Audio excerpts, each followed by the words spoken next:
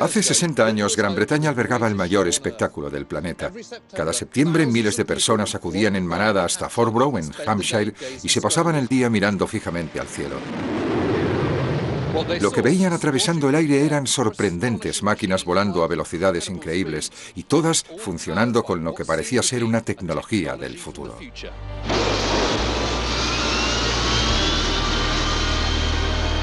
Esa tecnología era un invento británico que apuntaría el comienzo de una nueva era. La era de los aviones a reacción. El ruido y la velocidad, quiero decir. Para un niño pequeño era el paraíso absoluto. Gran Bretaña tenía una industria de la aviación de primera categoría. Esas multitudes en Forborough no solo divisaban aviones, sino que confiaban en que estaban viendo el futuro de su país.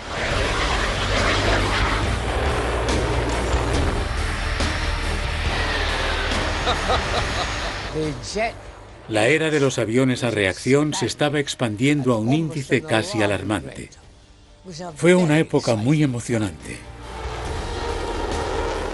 Subías a 1200 metros en un minuto, hacías un picado desde 1800 o 2000 metros y en un momento estabas a 80 o a 160 kilómetros de la base. De repente era un mundo nuevo. El motor a reacción fue una exportación lucrativa y los aliados de la guerra hacían cola para comprarlo. Fue una pieza poderosa de armamento militar y en la Guerra Fría los viejos amigos ahora eran enemigos. Gran Bretaña se enfrentaba ahora a un enorme dilema. El motor a reacción mantuvo la esperanza para la reactivación económica de una nación en bancarrota por la guerra, pero su venta podría alterar el equilibrio de poder en el nuevo orden mundial. El país tuvo que decidir la mejor forma de aprovechar esta nueva pericia, sabiendo que una decisión equivocada podría resultar desastrosa. Aviones de la Guerra Fría.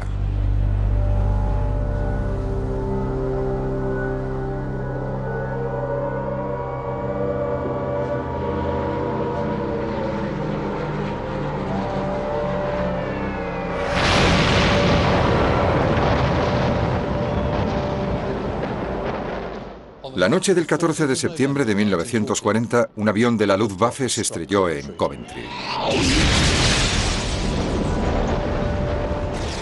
Aquellos aviones trajeron fuego y destrucción prácticamente a todo el centro de la ciudad, llevándose consigo 4000 viviendas y 3/4 partes de las fábricas de la ciudad. Este lugar, la catedral medieval de Coventry, quedó completamente en ruinas. Fue el peor ataque de toda la Blitz, pero pocas ciudades de Gran Bretaña quedaron indemnes.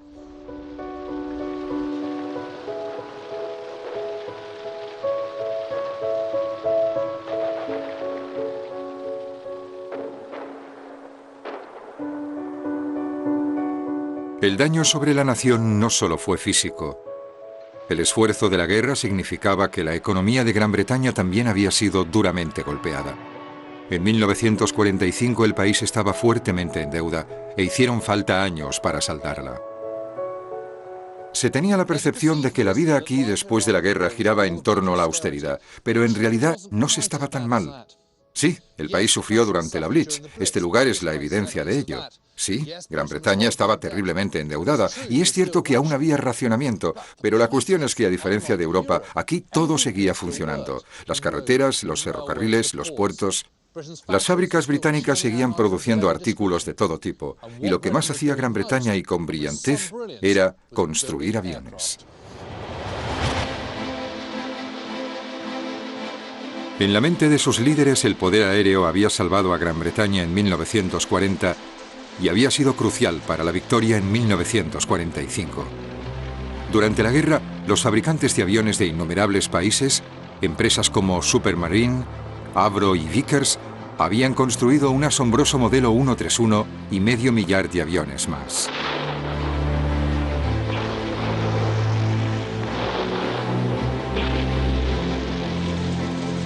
En 1944 había más británicos construyendo aviones que sirviendo en el ejército.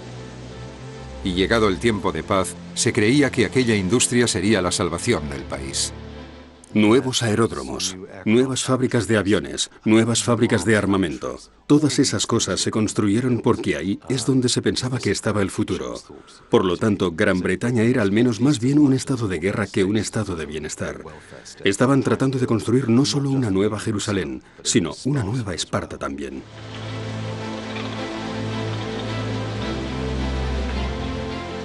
Gran Bretaña podía parecer cansada y apagada en tierra, pero en el aire era un asunto completamente diferente. Surcando los cielos como un rayo, había aviones ultramodernos y muy veloces con diseños y formas futuristas.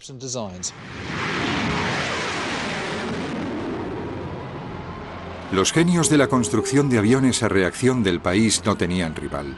Los récords de velocidad, altitud y distancia se superaban.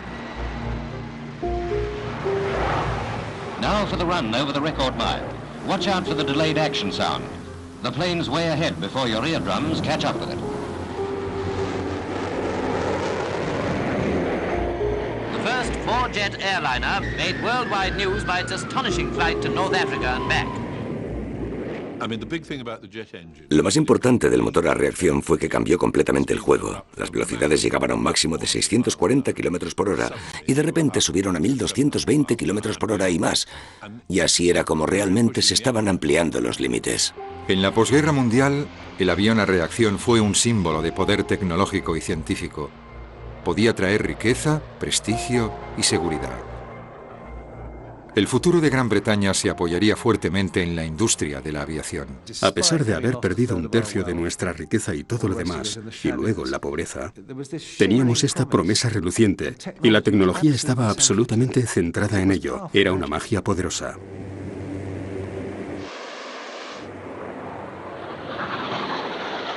Pero esa magia tenía usos oscuros. El motor a reacción estaba cambiando el mundo, pero el mundo también se alteraba rápidamente. Fue la época de la Guerra Fría. Atrás quedaban las viejas seguridades, el imperio se desmoronaba y dos nuevos superpoderes estaban surgiendo. Gran Bretaña ahora tenía que luchar por su lugar en el escenario mundial. To the British aircraft industry, the turbine jet had brought a golden opportunity. In this new form of air travel, Britain has the chance to make up the leeway lost in the war.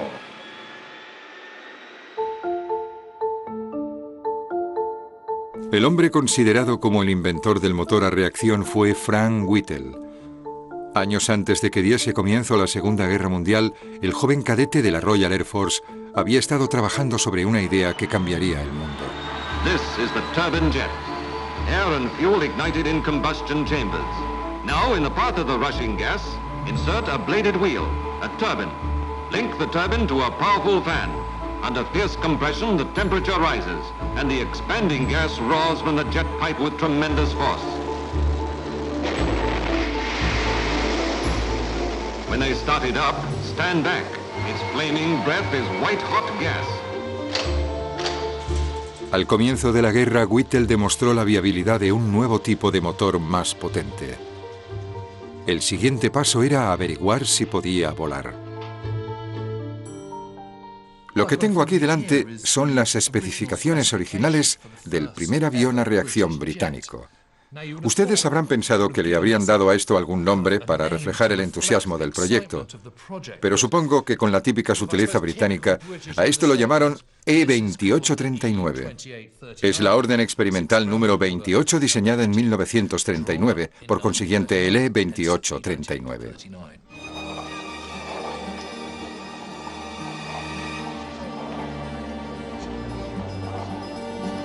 El primer avión a reacción británico pronto estaría listo para su vuelo inaugural.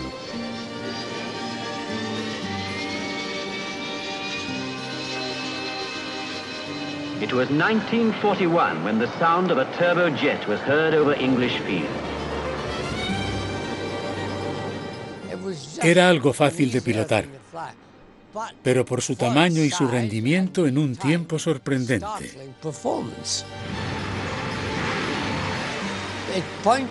Marcó el rumbo desde el primer momento.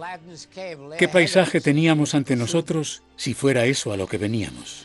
El éxito del E-2839 le señalaba un futuro brillante, pero este solo era un prototipo. Lo que se necesitaba era algo más veloz, más potente, algo que pudiera ir a la guerra. El Gloster Meteor.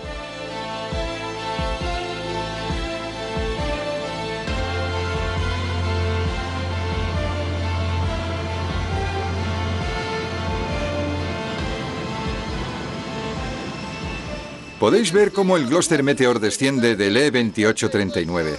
Tiene el mismo tipo de fuselaje y las mismas alas cortas y gruesas. Pero este no era un avión experimental, este era un avión de caza operativo completamente funcional, rápido, potente, armado de potencia para un rápido índice de ascenso, y se puede escuchar el sonido de los motores gemelos, el poder y el potencial de estos. Se puso en servicio en 1944, cuando aún eran tiempos de guerra, la era de los Spitfires, de los Focke-Wulfs y de los Mustangs. Pero cuando la gente escuchó estos motores por primera vez, lo que estaban escuchando era el sonido del futuro.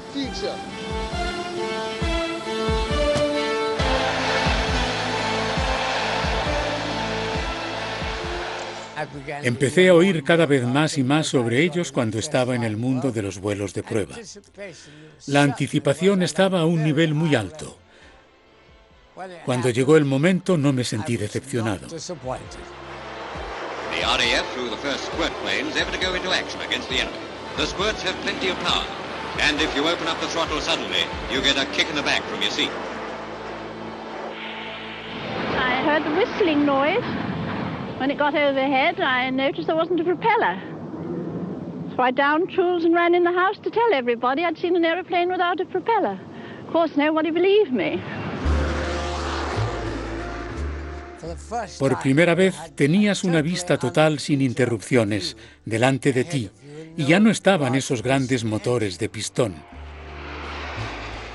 Una vez en el aire, lo sorprendente era la aceleración.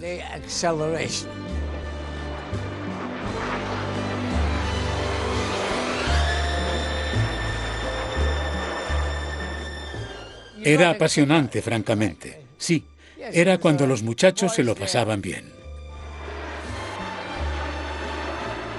Bueno, de repente estaba ese avión que tenía mucho más rendimiento que cualquier otra cosa que hubieses pilotado antes. Podías ascender hasta 6.000 o 9.000 metros por encima de las nubes, por encima de todo, largas distancias, alturas extremas.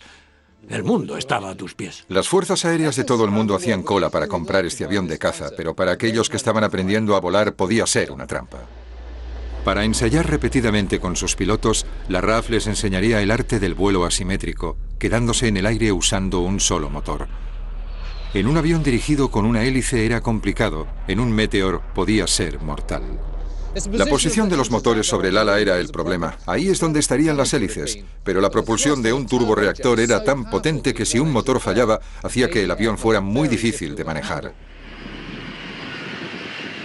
The scene of devastation in the Sussex village shows the tragic aftermath of the crash of an RAF Meteor jet.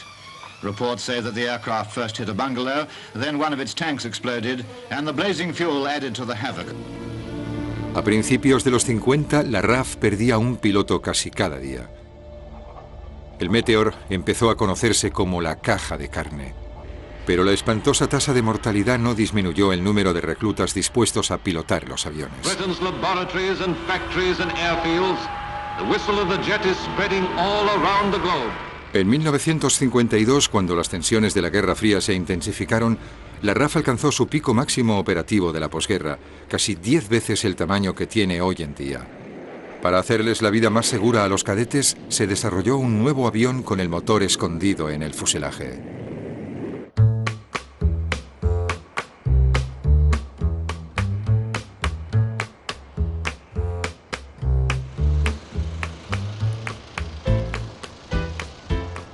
Este es un avión Provis. Su papel principal en la RAF fue el de un avión de entrenamiento, una tarea que realizó durante más de 35 años. Es un maravilloso ejemplo de pura tecnología aeronáutica de los años 50. Lo más importante para mí es que tiene 2 asientos, lo que significa que puede llevar a un pasajero. Decir que estoy emocionado es algo que se sobreentiende. Mi compañero de vuelo ha sido el piloto John Colley, de las Fuerzas Aéreas Clásicas.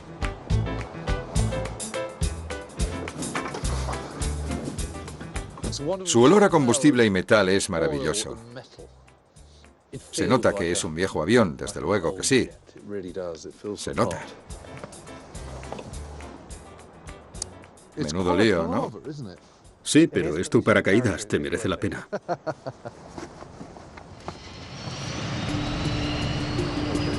Una vez que estemos en el aire, la presión aumenta. Y el ruido del motor aumenta. Solo puedes imaginarte lo que uno de esos pilotos en formación debía haber sentido al montarse en uno de estos por primera vez en los años 50. Totalmente, esta era la primera aeronave en la que jamás habrían volado.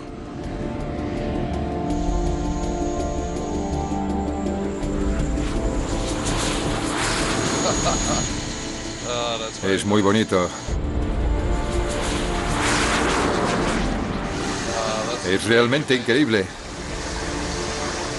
Estamos volando a toda velocidad hacia el aeródromo.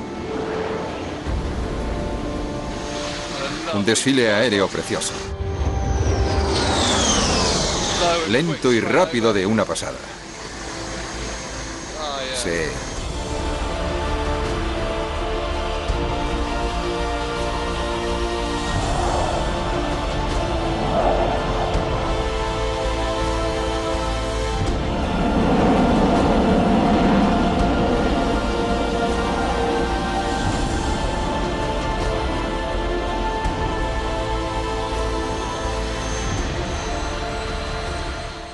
¿Cómo sabes cuando ingresas en la RAF y como joven piloto ingresas sabiendo que, bueno, que al menos 1 o 2 de tu curso no lo iban a conseguir?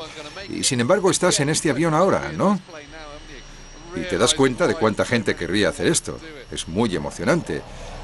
Y tienes unas vistas asombrosas del mundo, ¿verdad?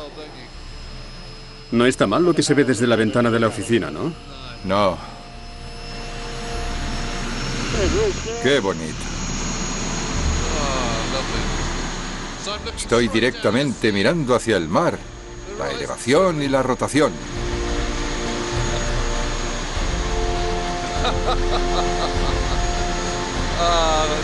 Esto es muy divertido.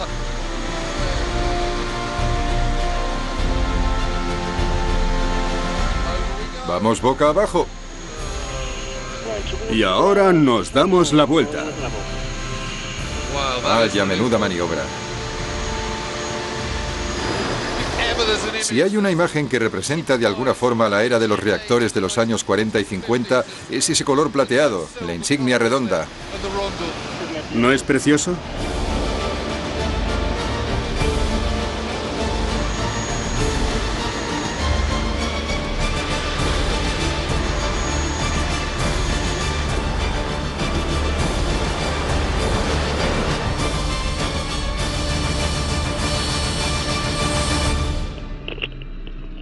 Y ya hemos llegado. Fantástico. Muchas gracias.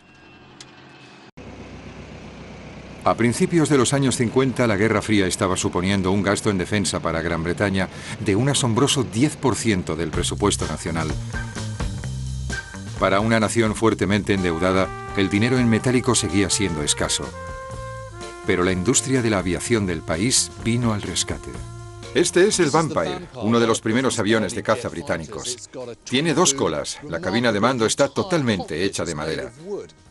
Este avión estuvo operando a finales de la Segunda Guerra Mundial, pero creo que aún sigue teniendo un aspecto increíblemente futurista. El Vampire tuvo un enorme éxito. Se construyeron más de 3.000 y se vendieron a más de 30 fuerzas aéreas diferentes en todo el mundo. Con la Guerra Fría intensificándose rápidamente, el mundo ahora miraba hacia la tecnología aeronáutica para defenderse. Y para los compradores eso significaba asistir al mayor escenario de la aviación, el espectáculo aéreo de Farnborough. At Farnborough Aerodrome, the Society of British Aircraft Constructors have proved once again that their inventive genius is second to none. And the great variety of aircraft and equipment, together with thrilling performances by famous test pilots, aroused the keenest interest from foreign visitors.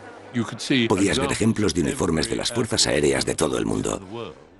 Venían a ver lo que los británicos ofrecían y teníamos mucho que ofrecer.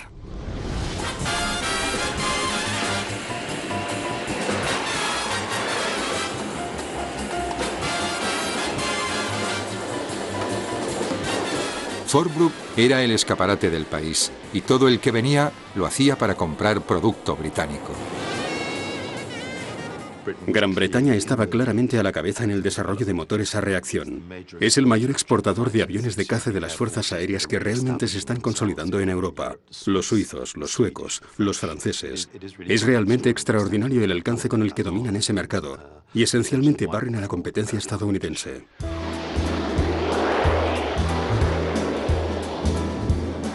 La economía de posguerra de las naciones ahora estaba invirtiendo fuertemente en aviación. Más de 250.000 de británicos estaban construyendo motores y aviones. El avión a reacción se había convertido en el gran negocio. Gloucester Ground Attacker, a 24-rocket Meteor nicknamed the Reaper. The machine is a fast, hard-hitting, close-support fighter bomber, one of the best flying today. La Guerra Fría y la industria de la aviación iban de la mano. Una dirigía a la otra todo el tiempo. Se intensificaba cada año, haciéndose más y más grande. Y nosotros mostrábamos cada vez más interés y cada vez más cosas nuevas salían al mercado. The Hawker P-1081 is a fighter that goes like greased lightning. The Vickers 535 is another. What's that? Even faster? Oh, well, your guess is as good as mine. La Guerra Fría era el marcapasos más intenso y los británicos teníamos que estar en la vanguardia. No podíamos comprar cosas sobre la estantería. Eso forma parte del sentido de soberanía nacional. Lo que hacía que se vendieran estos aviones era verlos volar de la manera más osada y divertida, de forma que lo que se conseguían eran demostraciones arrolladoras, pilotos retumbando a 15 metros de la plataforma haciendo subidas verticales, toneles volados. Y a menudo el público estaba viendo prototipos por primera vez. Take a look at the Hawker P1067. No details, I'm afraid, but it may be the world's fastest fighter. Gran Bretaña dominaba el mercado, pero la necesidad del país de vender su saber hacer en la aviación tuvo un impacto bastante más grande en la Guerra Fría. En un mundo ahora dividido entre el comunismo en el este y el capitalismo en el oeste, Gran Bretaña se vio deslumbrada por los faros del dilema. Por una parte, las necesidades económicas. Por otra, sus principios ideológicos. Y los principios no siempre se imponían. Es una historia poco conocida, pero con la necesidad urgente de dinero en metálico, el gobierno laborista de la posguerra decidió vender algunos de los secretos de la tecnología británica. Era un poco como vender la plata familiar para pagar la hipoteca, y parte de esa plata eran los motores a reacción. Uno de los mayores clientes potenciales de armamento de aviones británico era la Unión Soviética. El país había sido devastado por la guerra. No solamente Gran Bretaña se enfrentaba a la adversidad económica. Los soviéticos se dieron cuenta de que tenían que defenderse contra la feroz potencia militar de los Estados Unidos. Echando una ojeada a la lista de armamento británico, pidieron algunos Meteors, Vampires y algunos de estos, los motores turborreactores Rolls-Royce Nin. Claramente sabían que estaban probando suerte, ya que se suponía que Stalin había dicho lo estúpido que sería vendernos sus secretos. La petición consternó a los jefes militares de Gran Bretaña y dividió al gobierno. ¿Cómo estamos tan locos?, exclamó el secretario de Relaciones Exteriores, para siquiera planteárnoslo. Pero el gobierno británico estaba convencido de que sus ingenieros estarían siempre un paso por delante de cualquier cosa que se vendiera en el extranjero, especialmente un motor de turborreactor diseñado a la inversa por soviéticos pésimamente cualificados. Así que a pesar de los riesgos en lo que el dinero en metálico le tenían sumido, el gobierno aceptó el acuerdo con una condición, que fueran utilizados solo con fines civiles. Iba a ser una decisión desastrosa. Las tensiones entre el este y el oeste ya se estaban llevando al límite, y en poco tiempo las ventas de estos motores tendrían un impacto en un conflicto a miles de kilómetros de distancia en el sureste asiático. Communist attacks, in fact, throughout Southeast Asia. There comes open aggression in Korea. En mayo de 1950, la Guerra Fría se intensifica cuando las fuerzas de Corea del Norte invaden a sus vecinos del sur. Menos de un mes después, las Naciones Unidas entran en guerra con los comunistas. An American base somewhere in South Korea prepares for another attack on the Reds by jet fighter bombers. ¿Si tenía pensamientos de atacar a los comunistas? No lo creo. Sinceramente, yo no.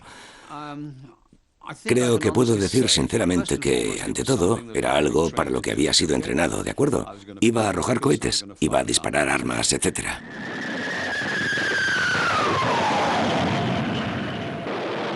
Al inicio del conflicto, cazas y bombarderos a reacción de Occidente recorrían los cielos de Corea del Norte a voluntad. Pero pronto apareció un nuevo avión que lo superó todo. Los rusos construyeron el Mikoyan Gurevich, más conocido como el MiG-15. Miré hacia abajo y vi un F-80, que era una estrella fugaz, huyendo como un murciélago despavorido, seguido muy de cerca por un par de MiG-15. El otro piloto y yo dijimos, vamos a por esos maricas. Así que aceleramos y fuimos a perseguir a esos MiG. Y entonces dejé caer los misiles, que fueron justo a parar entre los dos MiG. Recuerdo que pensé que los tenía bien a tiro, pero este tipo se fue en esa dirección y este tipo se fue en esta dirección. Ese tipo al que perseguí aceleró, salió zumbando y se quitó del medio. No lo volví a ver más, claro. El MiG-15 era al menos 160 kilómetros por hora más rápido que cualquier avión que el Reino Unido o los Estados Unidos tuvieran, y eso se debía a tres cosas. Sin asiento eyectable, este era ligero. Tenía las alas hacia atrás. Pero la tercera razón era que funcionaba con un motor británico.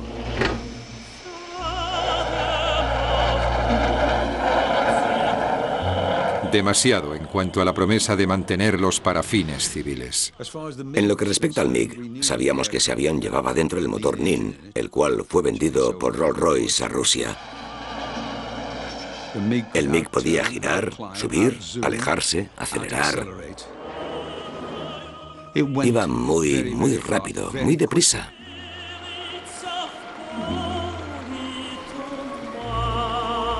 El MiG-15 se convirtió en uno de los cazas con más éxito jamás pilotados. Se fabricaron más que ningún otro avión a reacción militar o civil. Por tanto, irónicamente, las copias de producción soviética del motor NIN superaron con creces al original de Rolls-Royce.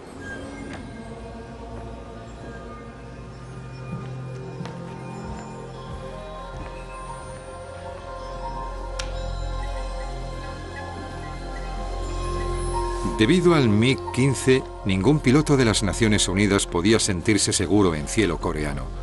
Las relaciones entre Gran Bretaña y Estados Unidos se echaron a perder. Los oficiales estadounidenses cuestionaban el eje moral del Reino Unido. Incluso les amenazaron con restringirles la ayuda. Al final, puesto que los dos países eran aliados en el conflicto, dejaron pasar el asunto discretamente. Para mantener su influencia en el mundo, Gran Bretaña debía permanecer codo con los Estados Unidos. En la vertiginosa carrera armamentística, esta política no era precisamente barata. El Reino Unido estaba gastando grandes cantidades en sus fuerzas armadas no solo para defenderse contra la amenaza soviética, sino también para ser aliado de Estados Unidos. Pero en 1950 Gran Bretaña aún tenía enormes deudas. El té, el bacon y el azúcar habían sido racionados solo un año antes de que la libra hubiera sido devaluada para fomentar las exportaciones más baratas. La necesidad de moneda extranjera era de suma importancia y la aviación y el motor a reacción seguían siendo la mejor apuesta de Gran Bretaña.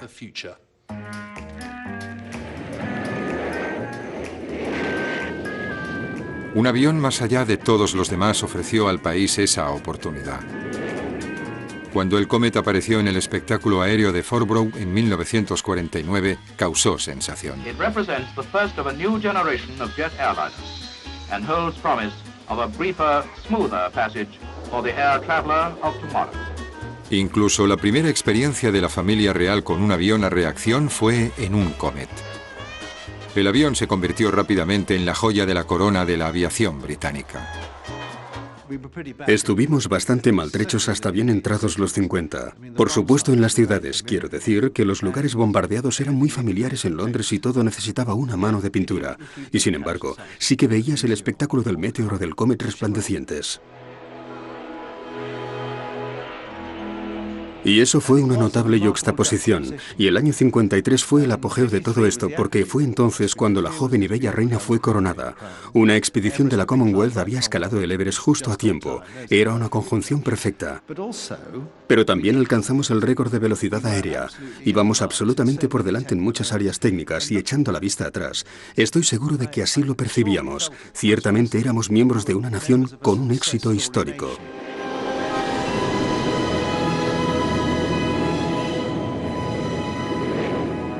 El Comet podía volar más alto y más rápido que cualquier otro avión de pasajeros y con cierto margen.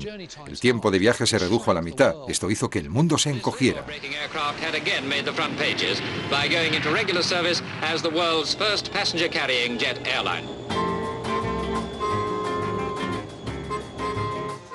Pero había más que eso. Los estadounidenses no tenían nada igual en su mesa de diseños y mucho menos en su cadena de producción.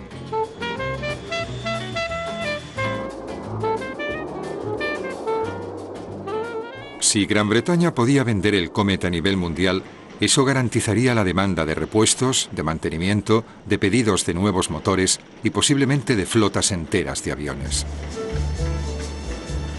El Comet puso a Gran Bretaña a años por delante del resto del mundo y le dio una oportunidad única para acorralar el mercado durante una generación. En 1953, Havilland había firmado pedidos de 50 Comet y estaba negociando para unos 100 más. El éxito parecía asegurado.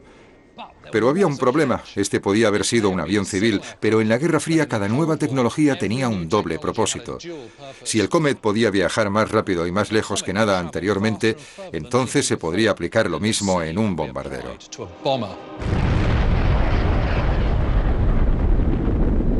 El año que el Comet voló por primera vez, la Unión Soviética puso a prueba su bomba atómica con éxito. Pero no tenían ningún avión capaz de transportarla tan lejos como a París o Londres. Si los soviéticos se hacían con un Comet, podrían robar sus secretos y construir un bombardero capaz de alcanzar a los Estados Unidos.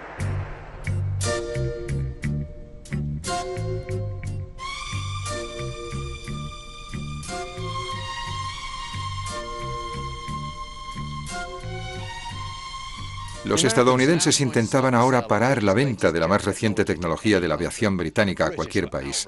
Los británicos estaban indignados. Había sido un largo paseo hasta llegar a la última generación de Comet para esto, pero el gobierno ofreció algunas condiciones. 1. A ningún Comet se le permitía volar sobre el bloque soviético. 2. El mantenimiento debía hacerse por ingenieros británicos. 3. Los repuestos debían ser transportados por barcos británicos y guardados en edificios británicos. Los estadounidenses no tenían nada de esto. Los recuerdos de la venta de motores Rolls-Royce a los soviéticos retumbaron en los pasillos del Congreso. Una vez más, Gran Bretaña se encontraba atrapada entre la necesidad económica y el anticomunismo estadounidense. Communism in reality is not a political party. It is a way of life, an evil and malignant way of life. It reveals a condition akin to disease that spreads like an epidemic, and like an epidemic, a quarantine is necessary to keep it from infecting this nation. El gobierno británico sentía que la sólida línea ideológica de los Estados Unidos enmascaraba su verdadero propósito: para dominar ellos mismos el mercado de la tecnología aeronáutica. Era una simple elección. Por un lado, Gran Bretaña podía aceptar las demandas de Estados Unidos y decir adiós al impresionante liderato que mantenían en el transporte aéreo y toda la riqueza y prestigio que aquello ofrecía. O por otro lado, podían vender los Comet con el riesgo de que cayeran en manos soviéticas y pusieran en peligro la amistad con los Estados Unidos. ¿Qué hacer entonces? El 11 de noviembre de 1953, el gobierno decidió hacer el saludo proverbial con 2 dedos a los Estados Unidos. El comercio triunfaría en seguridad. A menos que estuvieras en el bloque soviético, podrías comprar un Comet. Los estadounidenses se pusieron furiosos, pero un cruel giro del destino le ahorraría a Gran Bretaña las consecuencias de su decisión. Este Comet fue el último en salir de la cadena de producción. Solo meses después de que entrara en servicio, fue castigado junto con todos los demás Comet en el mundo.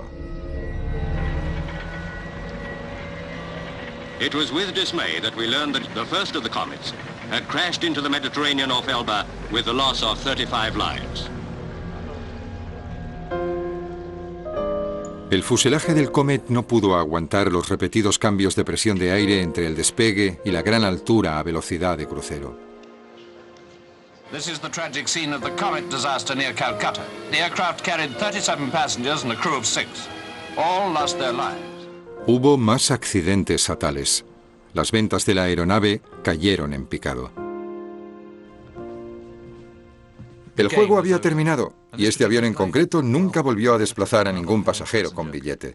Ahora es una pieza de museo, el último Comet de la marca 1 que queda. Mediante una enorme inversión del gobierno, el avión fue finalmente rediseñado y reforzado. Pero por entonces los fabricantes estadounidenses habían desarrollado su propio avión de pasajeros. El Comet fue barrido del mercado. Los desastres del Comet significaron la pérdida del liderato de Gran Bretaña en el transporte aéreo y con ello todas las riquezas que prometía. Pero al margen de esta tragedia había, supongo, un pequeño aspecto positivo. La tecnología del Comet ya no caería en manos soviéticas y la especial relación de Gran Bretaña con los Estados Unidos se salvó. El país era ahora un socio menor en la relación con su superpoderoso aliado. Y con ello llegaron nuevas responsabilidades. Washington sabía que los soviéticos pronto desarrollarían la capacidad de bombardear el continente americano. La estrategia de los Estados Unidos era simple: atacar a la Unión Soviética primero. Sin embargo, la tarea no era sencilla. Si los estadounidenses querían arrojar una bomba nuclear sobre las ciudades rusas, había un significativo y peligroso obstáculo que tenían que superar, concretamente las defensas aéreas soviéticas, misiles tierra-aire y aviones interceptores. La mejor manera de evitar esto era volar a gran altura o por la noche, pero eso significaba que ver el objetivo era casi imposible. Lo que se necesitaban eran vuelos de reconocimiento para tomar fotografías de los objetivos mediante las imágenes del radar. Si luego se producía un ataque real, el bombardero podía hacer coincidir estas fotografías con lo que tenía en su pantalla, ya que no tenía por qué ver el objetivo con sus propios ojos. Todo estaba muy bien, excepto por el pequeño, aunque no insignificante problema de sobrevolar el territorio soviético durante la Guerra Fría.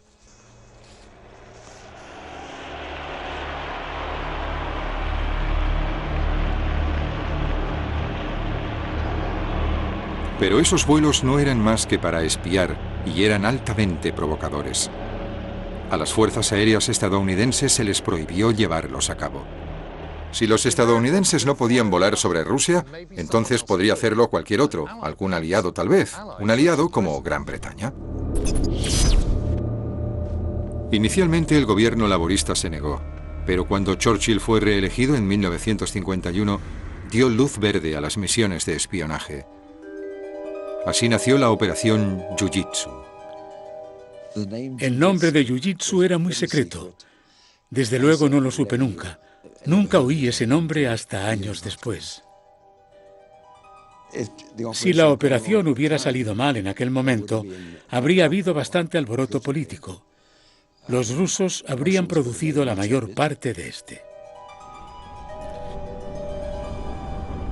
A principios de los años 50, los bombarderos Tornado RB-45 llegaron a una base aérea en Norfolk.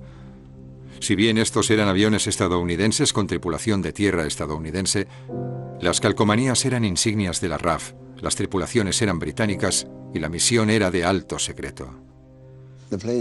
Los aviones habían sido redecorados con insignias y distintivos de la RAF. Por razones políticas, los estadounidenses no querían pilotar estos aviones. La RAF acordó hacerlo. Por tanto, si fracasábamos, sería un problema británico. Fuimos invitados por el primer oficial de inteligencia, quien nos llevó a la sala de operaciones en el comando del bombardero, y tenían un mapa en la pared que destaparon para enseñarnos, y ahí estaban las 3 rutas. Y nos pidieron que eligiéramos una. La ruta atravesaba el sur de Rusia por Ucrania hasta los complejos industriales. Era la ruta más larga y probablemente tenía los objetivos más difíciles, así que elegimos esa, haríamos esa.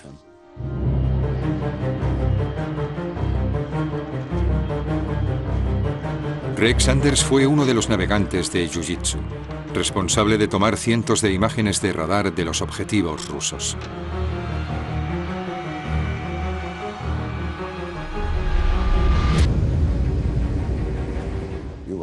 Estás guiando la aeronave básicamente usando el radar hasta llegar a la frontera con Rusia. Y entonces empiezas a tomar fotografías. Localizamos más de 20 objetivos. Cada uno requería un recorrido de entre 80 y 100 kilómetros e ibas de un objetivo a otro. No hubo tregua en absoluto. Fue un trabajo muy duro. Había aeródromos y complejos industriales y cosas así, y probablemente 1 o 2 campos de petróleo. Ya en territorio soviético, la misión secreta de Sanders fue descubierta por las defensas aéreas rusas. Llevábamos más de la mitad del ejercicio y de repente el avión entró en una ladera escarpada. Llamé al capitán para ver qué estaba pasando, el cual respondió de forma bastante grosera que habíamos sido objeto de fuego antiaéreo. Así es como lo llamábamos. Y estaba volviendo a casa. Nos dieron instrucciones antes del vuelo de que si se abría el fuego, saliéramos de allí. Los riesgos de ser derribados se habían vuelto demasiado grandes. Rex Sanders había volado en su última misión Jiu-Jitsu. Creo que la misión fue un éxito en los términos más amplios. Desempeñó un papel importante en la Guerra Fría. Puso a los rusos a la defensiva. Ellos mismos estaban muy molestos de que hiciéramos lo que hicimos. Y varios jefes de la Fuerza Aérea fueron despedidos. Geneva was the appropriate and attractive place chosen for the first Big Four summit conference. A mediados de los años 50, las relaciones entre el este y el oeste parecían haber mejorado. First, the focus was on President Eisenhower, and here our Premier Bulgarian of the Soviet Union with Mr. Khrushchev. Sir Anthony Eden came to propose the British plan for peace. Was it too much to hope for the raising of the Iron Curtain and the ending of the Cold War at last? En la Conferencia de Paz de Ginebra, el presidente Eisenhower propuso una política de cielos abiertos. Esto significaría que cualquier país podría volar sobre otro sin miedo a ser derribado. Nadie se dejó engañar por esto. Los soviéticos simplemente no tenían una aeronave capaz de volar sobre los Estados Unidos, como era bien consciente Eisenhower. De hecho, estuvo intentando conseguir un permiso para pilotar misiones de espionaje sobre Rusia. Ni qué decir tiene que Khrushchev rechazó educadamente la oferta. Lo que Eisenhower y Khrushchev sabían era que Estados Unidos podía volar sobre la Unión Soviética cada vez que quisiera. Los estadounidenses habían desarrollado un avión que podía volar a 20 kilómetros por encima de la Tierra, prácticamente en el límite con el espacio. A esa altura estaba más allá del alcance de cualquier cosa que los rusos pudieran lanzar sobre él. El avión espía era conocido como U-2.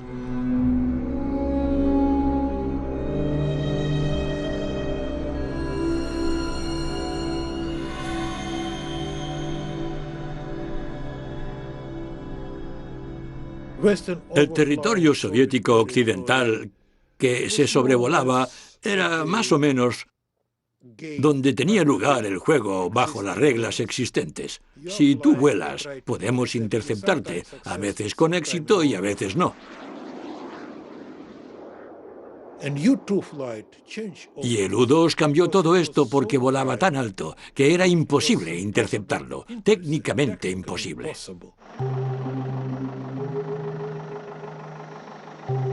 Tal estado de la tecnología punta era de valiosa ayuda, pero los Estados Unidos eran recelosos de usar a sus propios pilotos.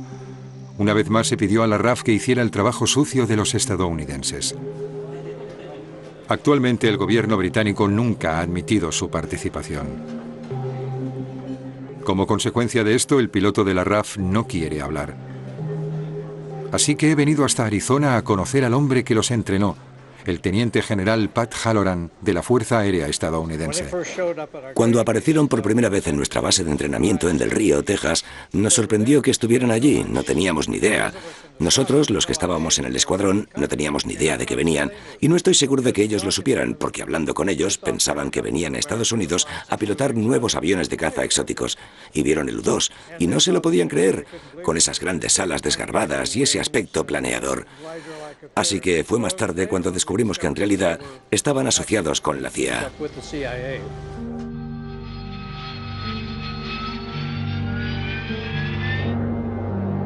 Trabajando con la CIA, los pilotos de la RAF volaron en repetidas misiones de espionaje durante casi 2 años, fotografiando lugares industriales y militares de la Unión Soviética. ¿Y crees que, volviendo un poco la vista atrás sobre aquello, crees que fue una decisión valiente por parte de los británicos? Absolutamente. Cuando lo descubrimos, vimos el cielo abierto. ¿Qué pasaba si uno de los británicos era derribado? Habría mucho que devolverles en el Parlamento, estoy seguro, y el primer ministro probablemente estaría buscando otro trabajo.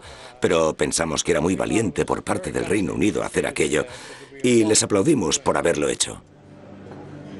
Todo lo que sabemos sobre las misiones individuales es que utilizaban las bases de la Fuerza Aérea en Turquía, y si los pilotos de la RAF eran atrapados, su tapadera era que habían sido contratados por el Instituto de Meteorología estadounidense.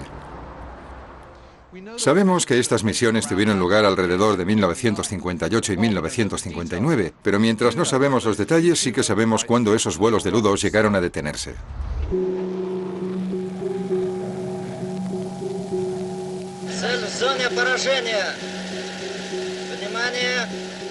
El 1 de mayo de 1960, los radares de defensa soviéticos localizan un avión espía U-2.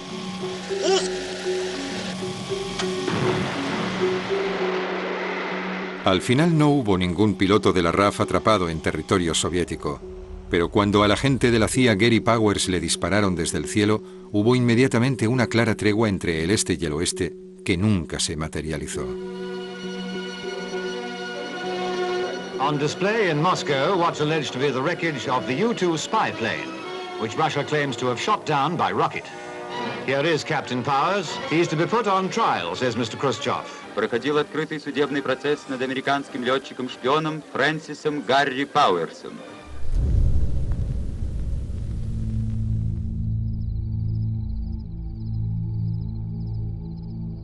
Inicialmente los estadounidenses negaron que Powers hubiera estado espiando, pero con un avión de alta tecnología lleno de equipos fotográficos y con Powers siendo interrogado y exhibido ante el mundo, estaba claro lo que estaba pasando.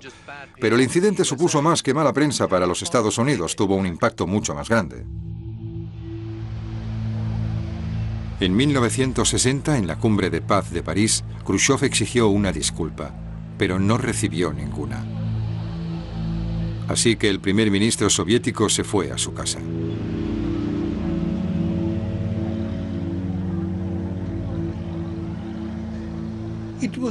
Fue sorprendente porque él no podía comprender por qué. ¿Por qué lo habían hecho? Por supuesto que los halcones estadounidenses querían destruir la ciudad y tener más corpus en el oeste, en la industria militar. Desde mi perspectiva, los halcones estadounidenses ganaron enviando a Gary Powers el 1 de mayo.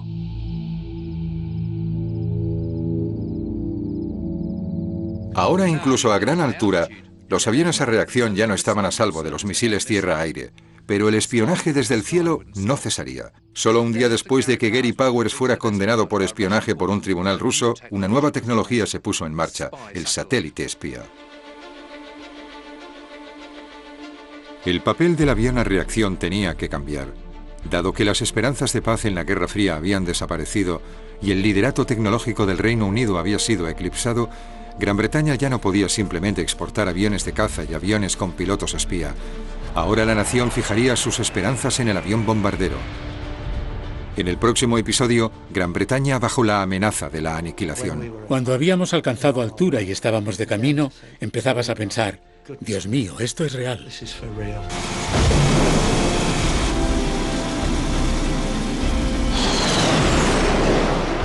Ahora, para presentar una reclamación sobre la mesa del poder internacional, Gran Bretaña necesitaba su propia disuasiva nuclear.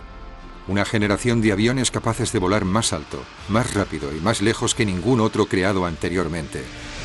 todos pilotados por hombres preparados para arriesgarlo todo en una tercera guerra mundial, porque estos nuevos aviones eran la plataforma para arrojar el Armagedón.